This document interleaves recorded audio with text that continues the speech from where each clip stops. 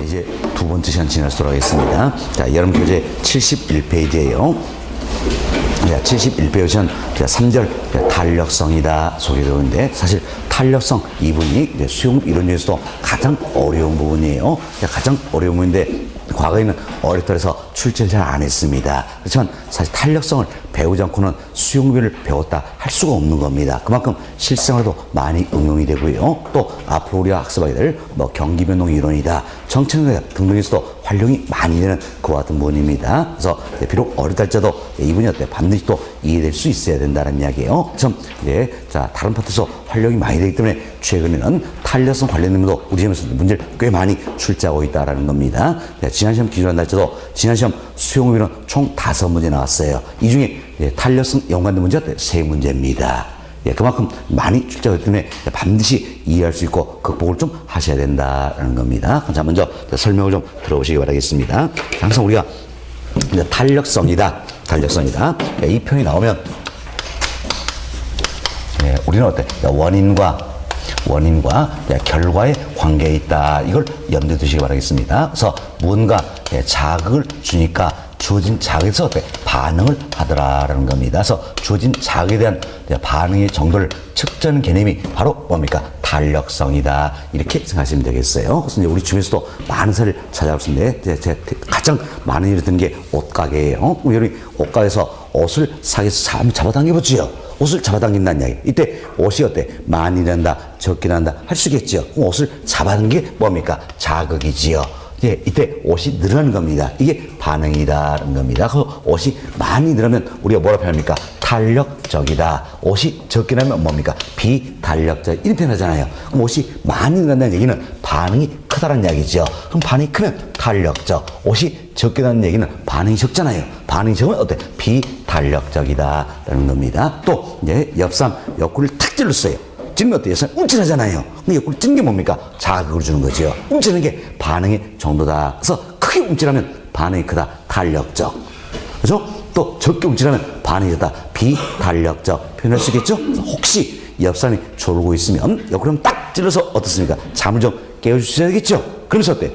넌 탄력적. 넌 비탄력적. 이런 생각하시면 되겠습니다. 그렇지만 세상이 변하다 보니까 특히 우리 형님들은 옆구리를 찔러도 아주 조심하셔야 된다. 조심해야 된다. 이렇게 생각을 해봅니다. 자, 이제 이것 내용을 우리도 이제 수용구 관련해서 학습하게 된다. 이렇게 생각하시면 되겠어요. 그래서 먼저 이제 당해제와의 가격이 변한다는 이야기예요. 처음 당해제와의 가격이 변했을 때 당해제와의 수요량이 얼마나 변하는지 반응의 정도를 측정할 수가 있다는 겁니다. 자, 그럼 우리가 이제 아파트 매매 시장을 가정해 보자는 이야기예요. 아파트 매매 시장에서 당해제는 뭐가 됩니까? 아파트지요. 그럼 아파트의 가격이 변했을 때 당해제인 아파트의 수요량이 얼마나 변할 것인가, 이것은 반응의 정도를 측정할 수가 있다는 겁니다. 자, 이걸 그래서 우리가 뭐라 표현할까? 먼저 원인 자극이 뭡니까? 이제 당해제와의 가격이 변한 거죠. 그래서 이제 가격 탄력성이다 표현하고, 다음 결과 이까지 고려합시다. 결과가 뭡니까? 수요량이 얼마나 변하는 문제가 되겠죠. 자, 여기까지 포함해서 이걸 가려서 우리가 수요의 가격 탄력성이다 이렇게 표현하는 겁니다. 수요의 가격 탄력성이다. 다음은 당해제와의 가격이 변합니다. 가격이 변했을 때 당해제와의 공급량이 얼마나 변하느냐, 이것은 반응인 걸 측정할 수가 있다는 겁니다. 이도 마찬가지예요. 우리 아파트 매매시장 하자면 아파트의 가격이 변했을 때 아파트의 공급량이 얼마나 변할 것인가, 이걸 측정하는 개념이다라는 겁니다. 그래서 원인, 이게 뭡니까? 가격이 변한 거죠. 결과는 뭡니까? 공급량이 얼마나 변할 것인가, 이 문제라는 이야기예요. 그래서 이를 가려서 우리가 공급의 가격 탄력성이다 이렇게 표현하는 겁니다. 공급의 가격 탄력성이다라는 거죠. 다음 두 번째로 소득이 변한다는 이야기예요. 그럼 자, 우리 지난 시간에 이야기했으니까 소득 나오면 항상 뭘 떠올린다? 수요. 소득이 변했을 때 당해제와의 당해자와의 수요량이 얼마나 변할 것인가, 반응 정도를 측정을 할 수가 있다라는 겁니다. 그리고 소득이 변했을 때, 자, 아파트의 수요량이 얼마나 변할 것인가 측정할 수 있겠죠. 자, 이걸 그래서 우리가 뭐라고 했으니까 이때는 원인이 뭐가 되는 겁니까? 소득이 되겠죠. 소득. 그리고 결과는 뭡니까? 수요량이 얼마나 변하냐 이 문제 되겠죠. 그래서 원인 결과 연결해서 그래서 우리가 뭡니까? 수요의 소득 탄력성이다 이렇게 표현하는 겁니다. 자, 다음은 이제 또 다른 한 재화의 가격이 변한다는 이야기예요. 그럼 다른 한 재화의 가격이 변했을 때 당해 재화의 수요량이 얼마나 변하느냐 반응 정도를 측정을 할 수가 있다는 겁니다. 그럼 자, 우리 이제 아파트 매매시장을 간다면 당해전 뭡니까? 아파트가 되겠지요. 그럼 자, 아파트가 되겠고 다른 한 재화다. 그래서 빌라 생각해 봅시다. 그럼 빌라의 가격이 변함에 따라서 아파트의 수요량이 얼마나 변하느냐 반응 정도를 측정할 수가 있다는 겁니다. 그래서 여러분 1번과 3번은 구분되셔야 되는 겁니다. 자, 1번은 뭡니까? 당해자의 가격이 변했을 때 당해자 수요량이 얼마나 변하는가 이걸 측정하는 거예요. 그렇죠? 그러면 아파트 가격이 변했을 때 아파트 수요량이 얼마나 변하는가 이걸 측정하는 개념이고 3번은 뭡니까? 다른 한 재화의 가격이 변했을 때 당해자의 수요량이 얼마나 변할까 이걸 측정하는 개념이다. 그래서 빌라의 가격이 변했을 때 아파트 수요량이 얼마나 변할까 이걸 측정하는 개념이다. 이렇게 생각하시면 되겠습니다. 자, 그럼 여기서 이제 3번 이 경우에는 원인이 뭡니까? 원인이 다른 한 재화의 가격이 변했을 때지요. 결과는 뭡니까? 당해자의 수요량이 얼마나 변하는 이 문제라는 이야기예요. 그럼 결국 두 재화가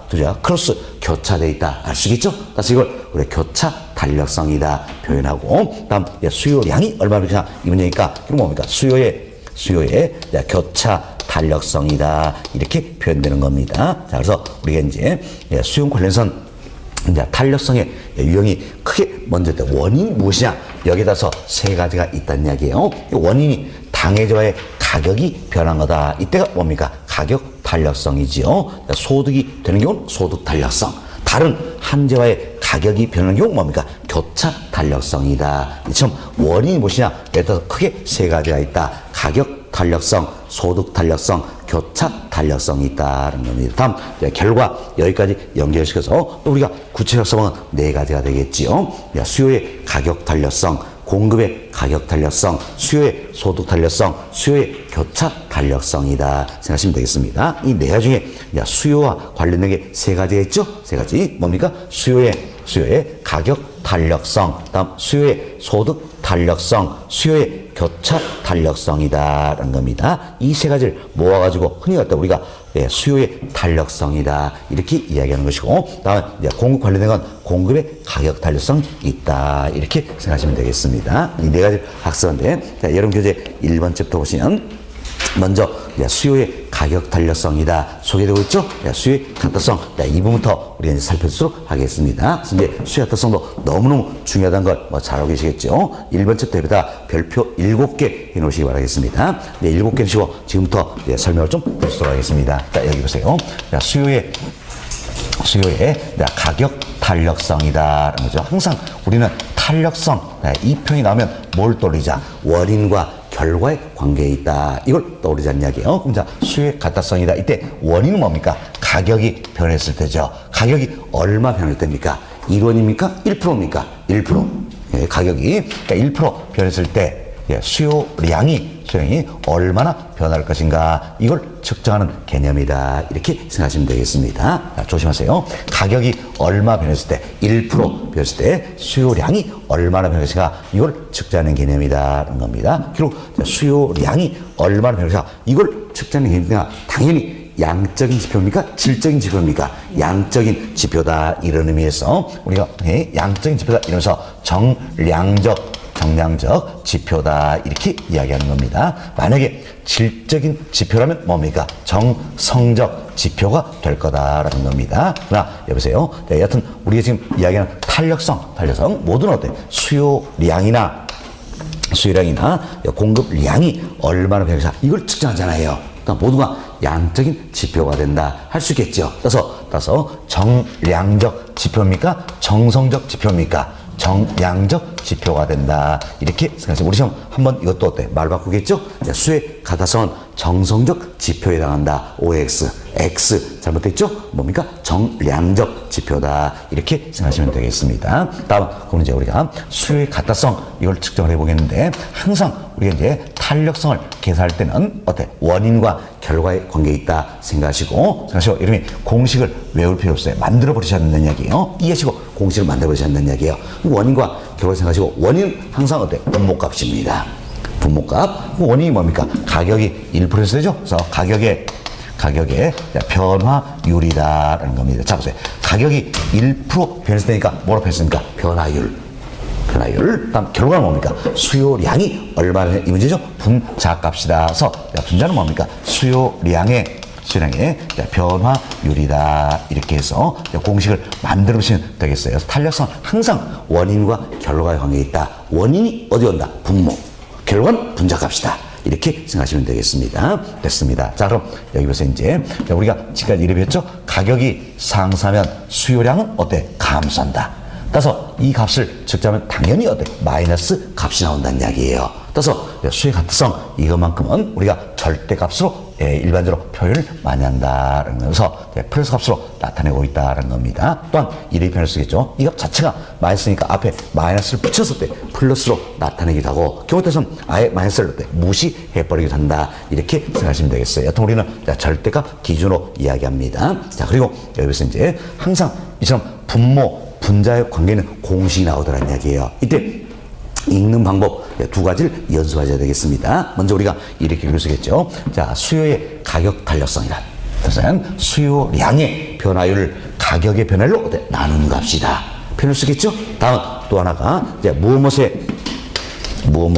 대한 무엇이다. 이렇게 읽는 방법이 있다는 이야기예요. 이건 항상 원인이 먼저 나와야 되겠죠. 그래서 분모값을 먼저 읽고 자 분자값을 읽으면 되겠다. 이렇게 생각하시면 되겠어요. 그럼 자 여기 보세요. 이제 수요의 가격 탄력성이다.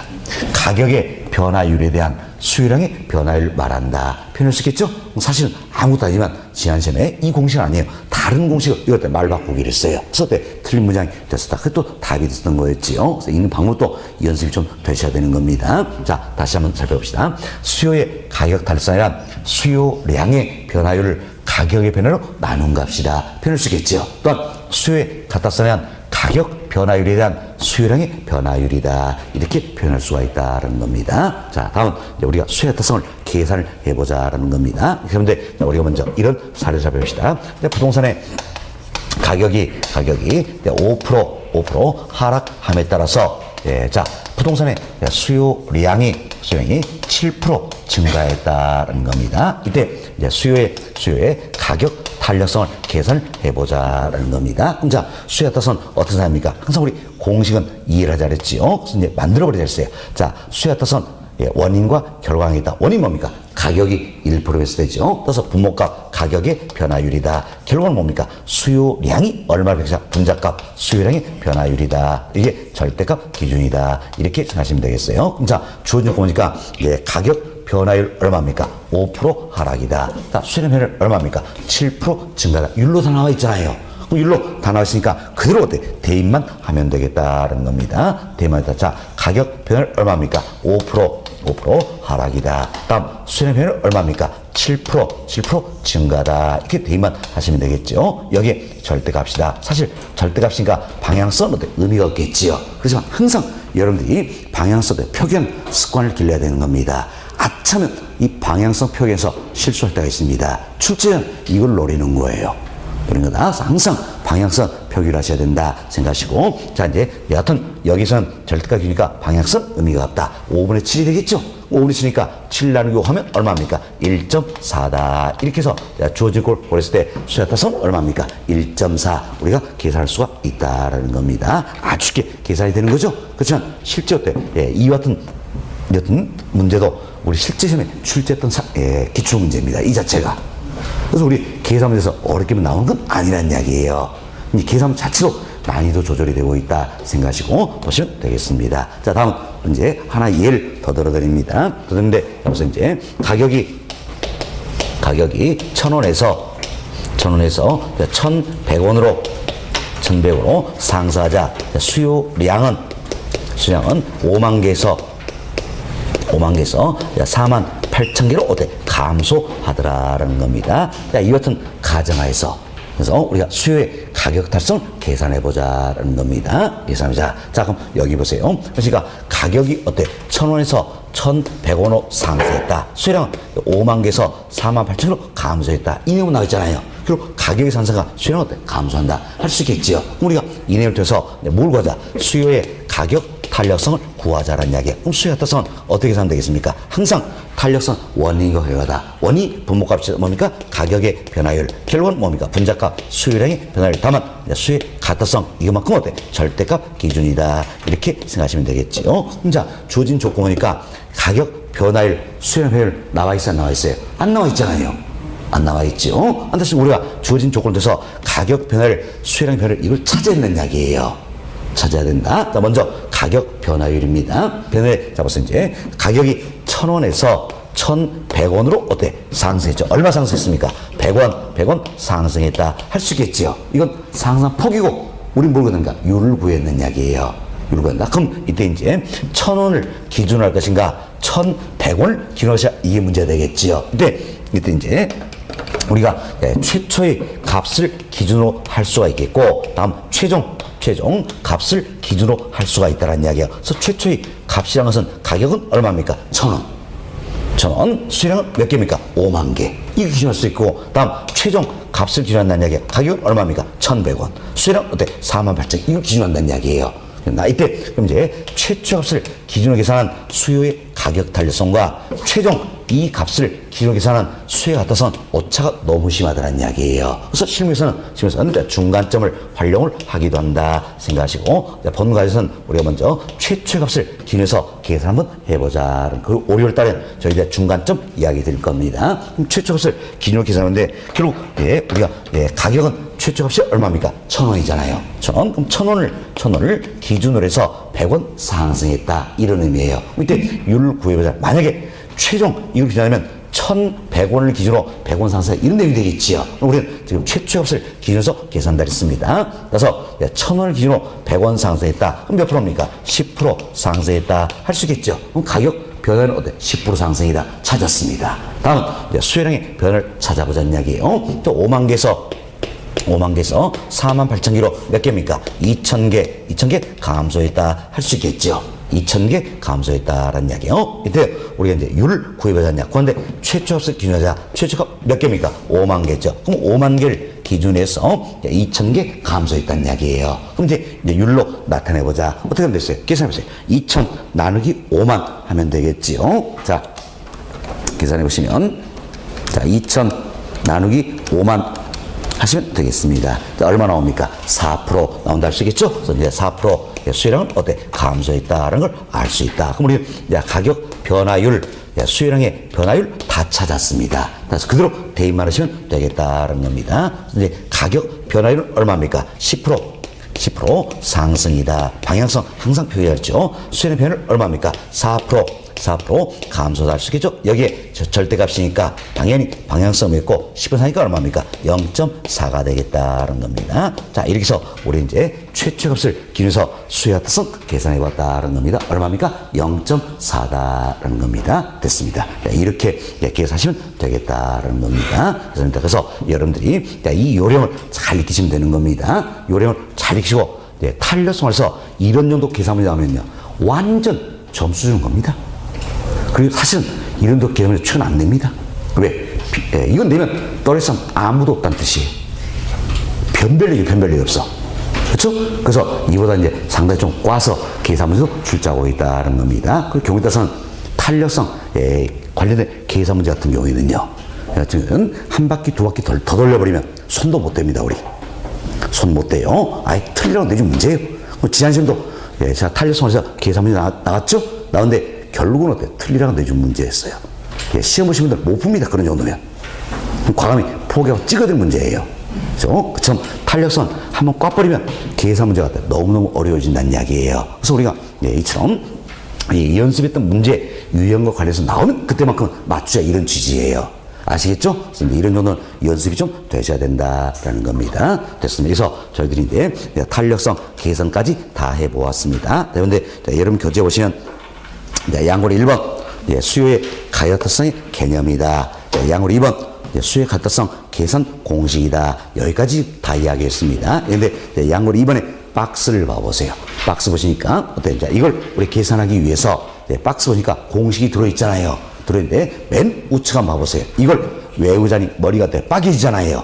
빠개지죠? 그래서 이걸 외울 필요는 없다는 이야기예요. 외울 필요 없고 우리가 여기까지만 생각하자는 이야기예요. 수요의 가다성은 어떻게 합니까? 가격 변화율에 대한 수요량의 변화율이다. 여기까지만 생각하고 그 다음에 나오는 공식은 필요 없다는 이야기. 필요 없고 이렇게 때 풀어가는 요령만 익히시면 되는 거예요. 아시겠죠? 이제 훨씬 더 나은 방법이다 생각하시고 이렇게 푸는 요령만 익히시면 되겠다라는 겁니다. 됐습니다. 자, 다음 이제 여러분 교재 72페이지로 넘어갑니다. 네, 자, 이것은 수요의 가격 탄력성의 유형에도 5가지가 있다라는 겁니다. 5가지. 5가지인데 뭘 비교할 것인가? 수요의 가격성은 가격이 1% 변했을 때 수요량이 얼마나 변할 것인가 이 문제잖아요. 따라서 가격 변화율과 수요량의 변화를 이걸 비교하는 것이다. 이렇게 생각하시면 되겠습니다. 그래서 먼저 가격 변화율과 수요량의 변화율이 어때? 같은 경우가 있다는 이야기예요.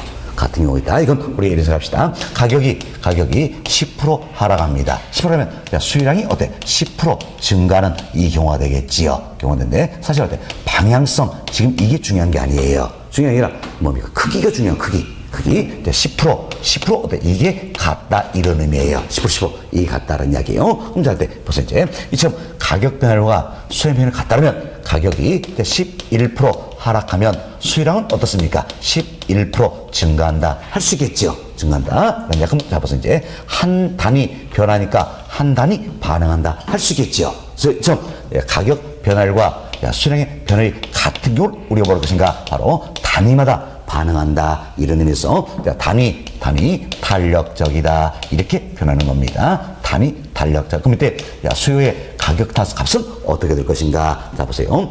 자, 가격 변화율과 수요의 변화율 이 둘이 같잖아요.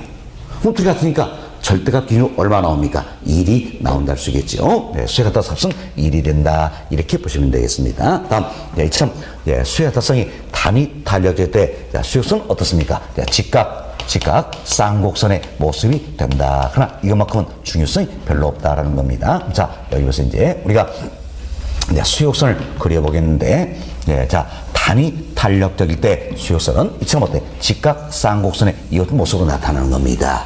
나타나는 건데 사실 이것만큼은 중요성이 없다. 그래서 편의상 우리가 처럼 직선으로 많이 나타내고 있다 생각하시면 되겠습니다. 나타나는 이게 단위 탄력적인 수요선이다. 그래서 단위 탈 때 가격 값은 얼마입니까? 1이 된다라는 겁니다. 다음 두 번째, 이제 가격 변화율보다도 수요량의 변화율이 어때? 더 큰 이 같은 경우도 있겠지요. 자, 이래서 가격이 10% 하락했어요. 10% 했지만 수요량은 어떻습니까? 50% 증가한다. 이 경우가 되겠지요. 그래서 가격 변화율보다도 수요량의 변이 더 크다는 이야기예요. 그럼 결국 가격에 민감한 편이에요? 둔감한 편이에요? 민감하다. 할 수 있겠죠.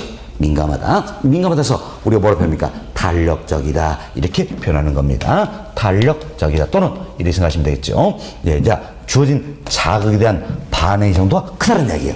마치 옷을 잡아서 옷이 어때? 많이 일어난다. 이들 뭐라 합니까? 탄력적이다. 이렇게 표현하는 거죠. 그래서 탄력적일수록 양이 어때? 많이 변하는 것이다. 이렇게 생각하시면 되겠습니다. 됐습니다. 자, 그럼 이때 탄력 값을 계산해보자는 겁니다. 사실 기호로 있었는데, 영어 첫 글자 탄력성, 영어 첫 글자 따는 거예요. 크게 신경 쓸 필요는 없습니다. 자, 보세요. 이제 가격 변화율보다 수요량 변화율이 더 크다는 이야기. 그럼 자, 가격 변화율보다 수요량 변화율 이 값이 더 크다는 이야기예요. 그럼 이 값이 크면 당연히 절대값 기준으로 어때? 1보다 크다는 걸 알 수 있겠지요. 그때 수요 값은 절대값 기준으로 1보다 더 크다라는 겁니다. 크다 생각하시고, 이제 수요성은 어떤 모습일 것인가 보세요. 수요량의 변화율이 더 크다는 이야기예요. 그럼 양이 많이 변할수록 우리는 공급선을 기준으로 이야기를 하는데, 양이 많이 변할수록 기울기 경사선은 급해집니까? 완만해집니까? 완만해진다. 할 수 있겠죠. 그래서 수요선의 기울기 경사선은 어때? 더욱더 완만해진다. 할 수 있겠죠. 그렇죠? 수역선의 기울기 형성은 완만해진다. 이게 이제 탄력적인 경우다 할 수 있겠죠. 탄력 합선 1보다 크다는 이야기예요. 다음 세 번째, 이제 가격 변화율에 비해서 수요량의 변화율이 더 작은 경우도 있다라는 겁니다. 가격은 10% 하락했습니다. 그렇지만 수요량은 어떻습니까? 5% 증가하더라. 이런 경우가 되겠지요. 이제 가격 변화율에 비해서 수요량의 변화율이 더 작다는 이야기야. 그럼 이때는 가격 변화에 민감한 편입니까? 민감하지 못한 겁니까? 민감하지 못하다, 둔감하다 할 수 있겠죠. 조금 전에 양이 많이 변해서 가격 변에 민감한 뭐라 했습니까? 탄력적. 그러나 양이 적게 변해서 가격 변에 민감하지 못하다, 둔감하다. 이땐 우리가 뭡니까? 비탄력적이다. 이렇게 표현하겠지요. 자, 비탄력적이다. 그러면 결국 비탄력적인 이야기는 어떤 이야? 양이 적게 변한다. 그 이야기예요. 이때 이제 수요의 값은 어떻게 될 것인가? 자, 보세요. 수요의 변화를 이 값이 더 적다는 이야기예요. 그럼 이 값이 더 적기 때문에 당연히 절대값 기준은 어때? 1보다 작아진다. 할 수 있겠지요. 1보다 작아진다라는 거. 이처럼 수요의 특성이 비탄력적입니다. 이때 수역선의 기울기 형성은 급해질까요? 완만해질까요? 급해지겠죠. 양이 적게 변하니까 기울기 형성은 급해진다. 이렇게 보시면 되겠습니다. 자, 그럼 여기서 이제 수역선의 기울기 형성은 어때? 더 급해진다 할 수 있겠죠. 이게 이제 비탄력적인 경우다. 수요가 따라서 합선 1보다 작다라는 이야기예요. 됐습니다. 다음 네 번째, 물론 현실적으로 찾아보기 좀 어렵지만 이런 경우 이론적으로 있을 수 있겠죠. 가격이 하락했어요. 하락하자 수요량은 어떻습니까? 증가하는데 어마어마하게 증가해버린다는 이야기예요. 무한대로 늘어버리더라. 그 이야기입니다. 이때는 어떤지, 이때는 가격이 조금만 해도 수요량은 어때? 무한대로 늘어버린다는 이야기예요. 그래서 그럼 어떤 모습입니까? 수평의 모습이 된다 할 수 있겠죠. 수평의 모습이 되겠다는 겁니다. 수평의 모습이다. 그럼 자, 수평의 모습이 이 같은 경우에는 여기에 딱 달라붙어 있네요. 뭡니까? 가격 변화율이 0이다. 표현할 수 있겠죠. 가격이 딱 달라붙으니까 가격 변화율이 0이다라는 겁니다. 그래서 좀 이제 가격 변화율이 0인 경우다라는 이야기예요. 이때는 그런 뭡니까? 가격이 조금만 해도 수요량은 어떻습니까? 무한대로 늘어버린다는 이야기지요. 그래서 양이 어마어마하게 많이 변한다는 겁니다. 우리 조금 전에 이제 자, 가격 변화율보다 수요량의 변화율이 더 컸습니다. 이때는 뭐라 했습니까? 탄력적. 이제 양이 어마어마하게 변해버린다냐? 이때를 우리 뭐라 했습니까? 완전 탄력적이다. 이렇게 표현한다는 이야기예요. 이때 달러에서 값을 측정을 해보자는 건데, 자, 가격 변화율 이 값이 어때? 0이란 이야기예요. 0이니까 전체 값은 얼마나 나옵니까? 무한대. 또 쉽게 이런 생각을 해버리세요. 수요량이 무한대로 변해버린다. 그래서 이 값은 얼마가 됩니까? 무한대가 된다. 이렇게 보시면 되겠습니다. 무한대. 이때 수역선의 모습은 어떻습니까? 수평의 모습이 되겠다는 겁니다. 이처럼 수역선이 수평의 모습으로 나타나다는 이야기야. 이때가 바로 뭡니까? 완전 탄력적인 경우다. 탄력 값은 무한대가 되겠지요. 다음 다섯 번째, 역시 또 현실적으로 찾아보면 좀 어렵지만 이런 경우도 있을 수 있겠죠. 가격이 하락합니다. 그럼 가격이 하락함에도 불구하고 수요량에는 전혀 변화가 없더라는 이야기예요. 그러면 수요량의 변화율이 얼마가 됐습니까? 0인 경우가 되겠다 할 수 있겠죠. 이때 벌써 이제 수요량이 적게 변하면 우리 비탄력적 표현했잖아요. 그럼 수요량이 전혀 변화가 없다는 이야기예요. 이때를 우리가 뭡니까? 완전 비탄력적이다. 이렇게 표현하는 겁니다. 완전 비탄력. 그럼 이때 수요의 가타스 값은 어떨 것인가? 수요의 변화율 이 값이 0이기 때문에 전체 값은 얼마 됩니까? 0이 되겠다는 겁니다. 0이 되겠다. 그럼 자, 수요는 어떤 모습일 것인가? 가격이 아무리 변한다 할지라도 수요량의 변화는 있다 없다? 없다. 그럼 양이 딱 고정되니까 어떤 모습입니까? 수직의 모습으로 나타난다는 겁니다. 수직의 모습으로 나타난다. 이게 이제 결국 뭡니까? 완전 비탄력적인 수역선의 모습이다. 이때 탄력 값은 얼마 됩니까? 0이 된다는 겁니다. 처럼 수요의 가격성의 유형이도 크게 5가지가 있다는데 뭐가 있습니까? 단위 탄력적, 비탄력적, 완전 탄력적, 완전 비탄력적 5가지 유형이 있다는 겁니다. 자, 이 내용을 살펴보니까 탄력성의 값의 범위는 어디서부터 어디까지입니까? 0에서부터 무한대 사이에 존재한다 할 수 있겠죠. 그리고 여기 보세요. 탄력적일수록 어때? 양이 많이 변하는 거잖아요. 그럼 탄력수록 양이 많이 변하니까 기울기에서는 어때? 완만해진다.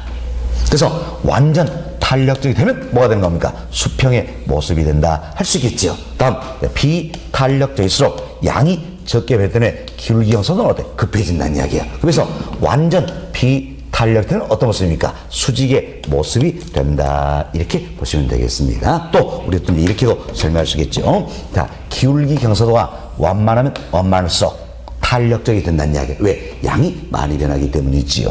그래서 수평이면 뭡니까? 완전 탄력적이 되겠죠. 다음 기울기에서도가 급하면 급할수록 어때? 예, 비탄력적이 되죠. 왜? 양이 적게 변하기 때문이다 라는 겁니다. 따라서 수직이면 뭐가 됩니까? 완전 비탄력적이 된다. 이렇게 그림통으로 이해해 두시면 되겠습니다. 다음 한 번 더 반복합니다. 여기 보세요.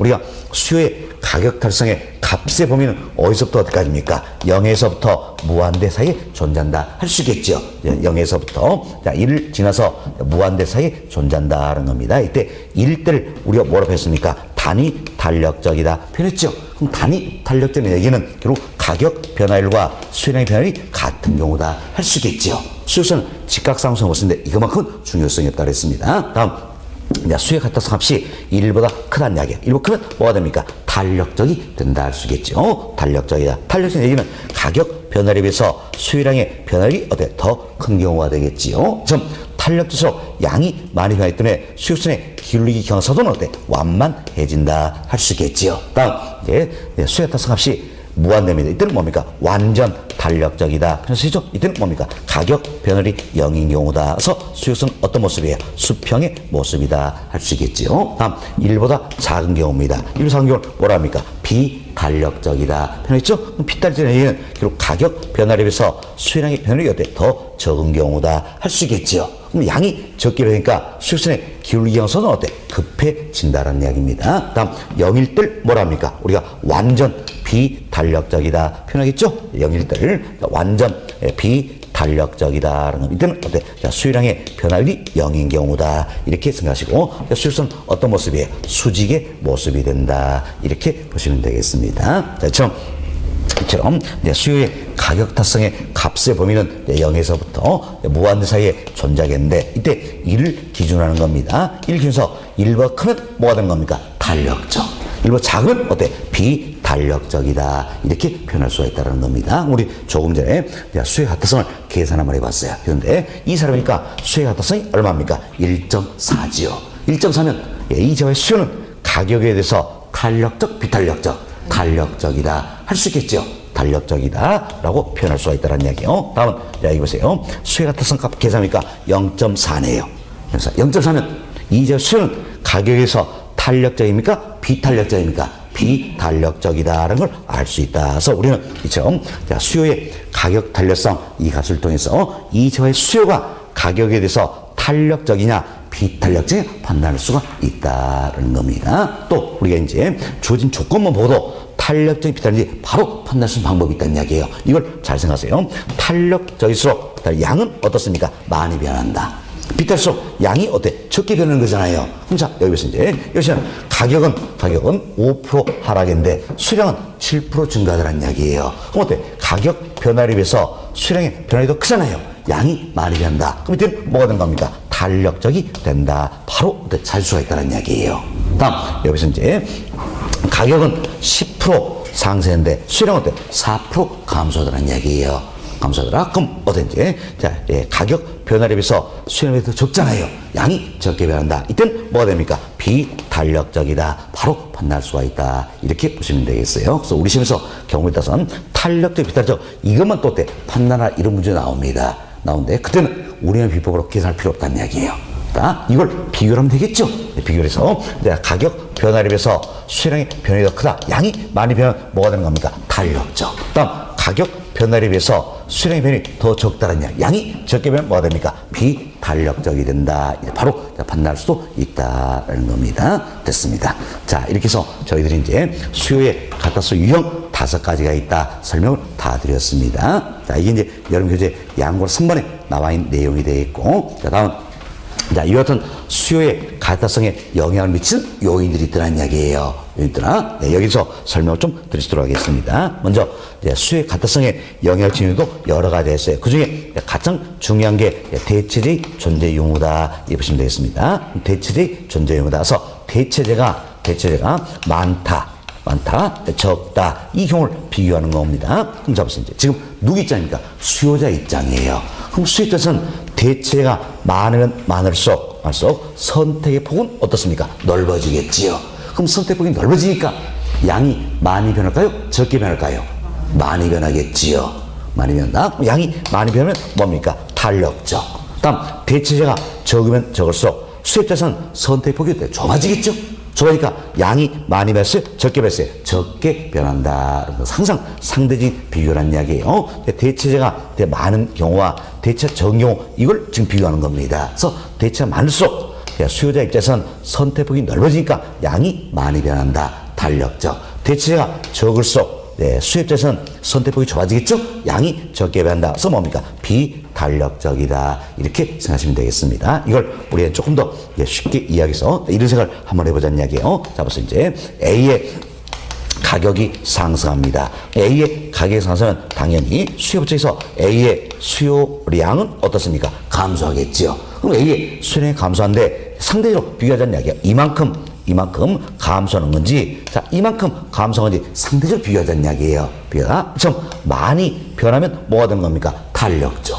적게 변하면 뭐가 됩니까? 비탄력적이다. 할 수 있겠죠. 이때 이제 A와 대체 가능한 재화가 B, C, D, E, F, G 이처럼 많이 있는 경우와 딸랑 B 하나 있는 경우 이걸 비교를 해보자는 이야기예요.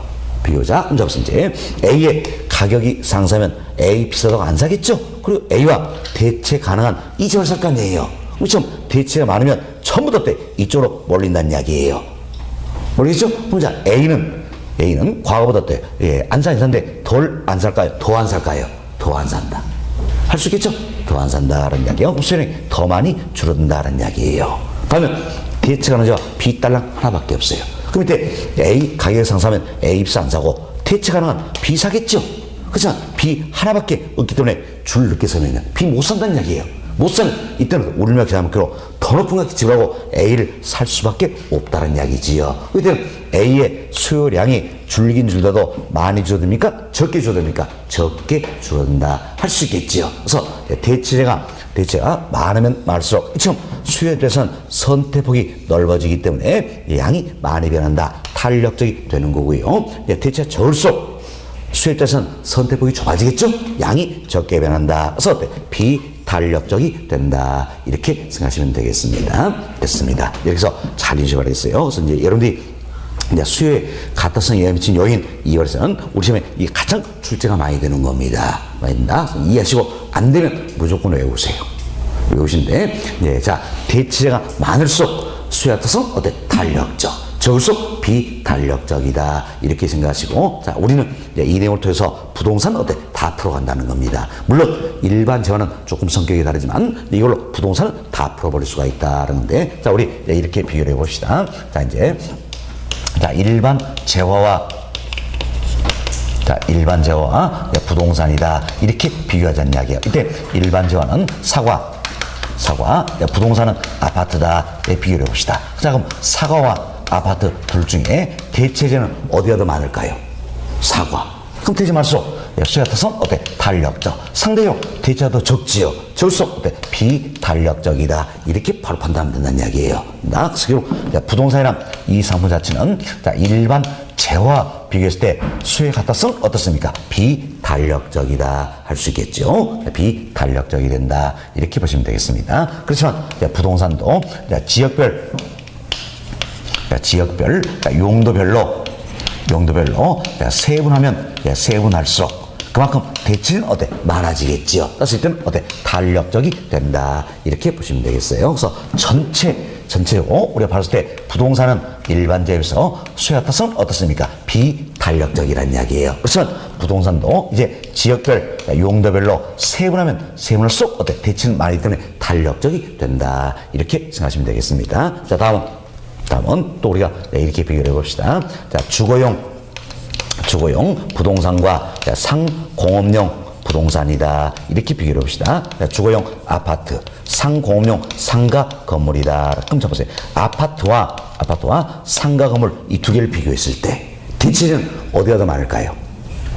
아파트지요. 또 대체가 많을수록 어떻습니까? 탄력적. 적을수록 어때? 비탄력적이다. 이렇게 생각하시면 되겠습니다. 그럼 자, 잘 보세요. 이때 아파트는 수요타성이 어때? 탄력적이네요. 이때 아파트는 수요타성이 어때? 비탄력적이네요. 이건 뭐 차이입니까? 무엇과 비교하느냐? 상대적인 비교란 이야기예요. 비교다. 그래서 여러분들이 항상 상대적인 비교란 이야기예요. 상대적인 비교했을 때 대체제가 많으면 어때? 탄력적. 적으면 어때? 비탄력적이다. 이걸 생각하시면 되겠습니다. 자, 그럼 보세요. 이제 이때 같은 아파트랄자도 주거용 분할자도 이때는 뭐가 비교했습니까? 일반 재화 비교했잖아요. 이때는 뭐가 비교했습니까? 상공용 다른 용도의 부동산과 비교했다는 이야기예요. 그죠? 좀 상대적인 비교다 생각하시면 되겠어요. 그래서 뭐가 비교하면 내용 달라지는 겁니다. 상대 비교 생각하시고, 자, 이제 주거용 부동산이랄지도 일반 재화와 비교하면 수요에 따라서 뭡니까? 비탄력적이 되는 거지요. 그렇지만 다른 용도의 부동산 여기에 비해서는 뭐가 되는 겁니까? 탄력적이 된다. 이렇게 이해하시면 되는 겁니다. 됐습니다. 다음 이제 세 번째로 우리가 이제 단기와 장기 이렇게 비교를 해보자는 이야기. 그럼 단기적으로 대체가 많을까요? 장기적으로 대체가 많을까요? 장기. 그럼 장기가 어때? 탄력적. 단기는 어떻습니까? 비탄력적이다. 이렇게 상대적으로 비교할 수가 있다는 겁니다. 자, 다음은 여기서 이제 용도 전환이 용도가 다양한 부동산이 있고 용도가 단순한 부동산이 있다는 이야기예요. 그럼 보세요. 용도가 다양할수록 대체가 많을까요? 단순할수록 많을까요? 다양할수록. 그럼 용도가 다양할수록 수요타성 탄력적. 단순할수록 어때? 비탄력적이다. 할 수 있겠죠. 다음 다섯 번째. 용도 전환이 용이한 부동산이 있고 곤란한 부동산이 있다는 이야기예요. 그럼 자 보세요. 용도는 용이할수록 대체가 많을까요? 곤란할수록 대체가 많을까요? 용이할수록. 그럼 용이할수록 탄력적. 곤란할수록 어때? 비탄력적이다. 이렇게 생각하시면 되겠습니다. 자, 이 내용이 현재까지 우리 시험에 출제된 내용들이에요. 이렇게 이해하시면 되겠습니다. 그래서 이제 수요의 같다성이 탄력에 따라 상대적인 비교란 이야기예요. 그럼 무엇과 비교하면 내용이 달라질 수 있다는 이야기예요. 그럼 상대적인 비교 생각하시고 수요의 같다성 가장 크게 영위치는 용이 뭡니까? 대체의 존재 유무다. 그래서 이거 하나 다 풀어버리냐. 부동산은 일반적인 성격이 다르서 그럼 부동산은 이거 다 풀어버린다. 그래서 대체가 많으면 많을수록 어때? 수요의 같다성 탄력적. 대체가 적으면 적을수록 어때? 수요의 같다성 비탄력적이다. 이렇게 생각하시면 되겠습니다. 됐습니다. 자, 여러분 교재 한번 살펴드립니다. 73페이지 보세요. 73페이지는 양으로 5번.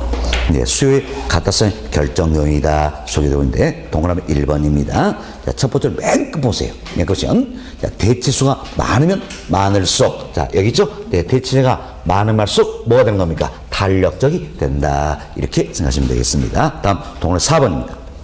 동그라미 4번. 자, 이제 첫 번째 중간 좀 보세요. 기간이 길어질수록 끝부분 수요의 탄력성 더 커진다. 자, 수요의 탄력성이 커진다는 이야기는 결국은 뭡니까? 값이 커진다는 뜻이니까 탄력적이 된다. 이런 의미예요. 그래서 기간이 길수록 어때? 우리 여기서 했죠? 장기일수록 수요의 탄력성 더욱더 탄력적이 된다. 이 내용입니다. 자, 두 번째 끝부분 보세요. 장기의 수요의 같다성이 단기의 수요의 같다성보다 크다. 그럼 뭡니까? 장기가 단기에 비해서는 수요의 같다성이 크다는 이야기는 더욱더 뭐다? 탄력적이다. 이런 의미가 되겠지요. 동그라미 5번. 부동산의 용도가 다양하거나 용도는 용이할수록 우리 했었죠. 자, 용도가 다양하다는 이야기예요. 또 용도 전환이 어때? 용이할수록 수요에 따라서 어때? 더욱더 탄력적이 된다. 그 이야기지요. 다음 동그라미 6번. 전체 부동산에서는 수요가 어때? 전체 부동산에서는 수요가 어때? 비탄력적이라는 이야기예요. 비탄력적. 그렇다고 부동산을 종류별로 나누게 되면 보다 탄력적이 된다. 그래서 우리가 했죠. 전체를 보면 부동산은 어때? 수요의 타성이 비탄력적. 그렇지만 부동산도 지역별, 용도별로 어때? 세분하다 보면 더욱더 어때? 탄력적이 된다. 이렇게 생각하시면 되겠습니다. 됐습니다. 자, 이 정도로 교재 이해가 되시면 되겠어요. 그리고 다음 페이지 하나 더 살펴봅시다. 동그라미 7번입니다. 동그라미 7번. 자, 주거용 부동산의 수요는 상공용 부동산보다 더 탄력적이다. 우리 여기서 배웠죠? 주거용 이와 같은 경우에는 상공용 부동산에 비해서 수요 타성이 더욱더 탄력적이다. 이렇게 생각하시면 되겠지요. 결국 우리는 이제 대체제 존재를 이걸로 다 풀어볼 수 있다는 얘기죠. 이게 이제 사실 우리 비법이에요. 이것만 잘 이해하시면 되겠어요. 그래서 대체가 많을수록 수에 따라서는 탄력적, 대체가 적을수록 수에서 비탄력적이다. 이것만 잘 이해하시고 나머지는 어때? 상대적인 비교 생각하셔서 풀어보시면 돼요. 절대 외우지 마시라는 이야기예요. 상대적으로 대체가 많다. 이것만 판단해서 대체가 많으면 어때? 탄력적, 적으면 비탄력적. 이렇게 구분되시면 되겠습니다. 자, 다음, 자, 9번 문제 한번 살펴봅시다. 자, 수요의 가격 탈선 설명으로 틀린 것은 1번 보세요. 자, 미세한 가격 변화에 수요량이 무한히 크게 변하는 경우다. 그럼 자, 우리가 이런 얘기죠. 가격이 조금만 해도 수요량한테 무한정 늘어버린다. 그럼 결국 어떤 모습입니까? 수평이죠. 그죠? 이때가 뭡니까? 완전 탄력적이다. 이 경우가 되겠지요. 완전 탄력적이다. 그래서 1번 맞는 표현이 되겠고, 2번 대체제의 존재 여부는 수요의 가타성을 결정하는 중요한 요인 중 하나다 할 수 있겠지요. 맞네요. 3번 일반적으로 부동산 수요에 대한 관찰 기간이 길어질수록 수요 가타성은 작아진다. 아니죠. 자, 관찰 기간이 길어진다는 얘기는 단기입니까? 장기입니까? 장기. 장기일수록 대체제는 어때? 더 많아진다. 그래서 뭐가 되는 겁니까? 탄력적이 된다. 이렇게 보셔야 되겠지요. 그래서 탄력적일수록 수요의 가타성은 작아진 겁니까? 커진 겁니까? 커진다. 커진다. 다음 4번 봅시다. 일반적으로 재화의 용도가 다양할수록 수요의 가타성은 커진다. 자, 보세요. 용도가 다양할수록 탄력적이 되는 거죠. 그럼 탄력적 얘기는 탄력성 어때? 커진다. 할 수 있겠지. 그래서 맞는 표현이 되겠습니다. 5번 보세요. 수요의 가타성이 비탄력적이라서는 가격 변화에 비해 수요량의 변화이 작다는 것을 의미한다. 자, 보세요. 수요의 가타성이 비탄력적이라서는 어떤지? 자, 가격 변화에 비해서 수요량의 변화이 더 작다는 것이잖아요. 양이 적게 변한다. 이걸 생각하시면 되는 겁니다. 맞는 표현이 되겠죠? 따라서 틀린 건 몇 번입니까? 3번. 이렇게 찾으시면 돼요. 이 문제도 어때? 실제 오시는 출제는 기출 문제입니다. 근데 이런 정도 지문이다 생각하시면 되겠어요. 어때? 푸실 수 있겠죠? 됐습니다. 자, 이렇게 해서 저희 9번 문제까지는 풀어드렸습니다. 여기까지 말씀드리고 잠시 쉬었다가 다음 시간에 수의 소타성 여기서부터 계속 이야기 드리겠습니다. 10분 쉬었답니다.